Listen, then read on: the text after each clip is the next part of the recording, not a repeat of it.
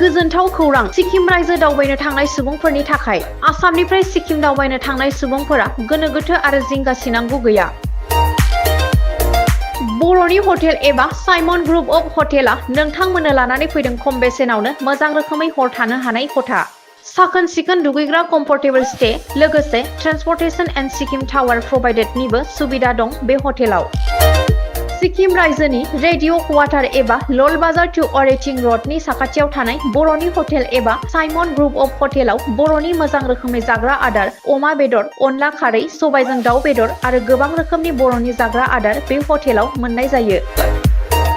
नोंथांमोना आसामनिफ्राय सिक्किम रायजोआव दावबायनो थांनोब्ला बर'नि हटेल एबा साइमन ग्रुप अफ हटेलाव थानो सानदोंब्ला नैबे जानबुं नं 7501510292 7501292996 नम्बराव सुरात लानानै बे हटेलाव मोजां रोखोमै हर थाहैनो हागोन।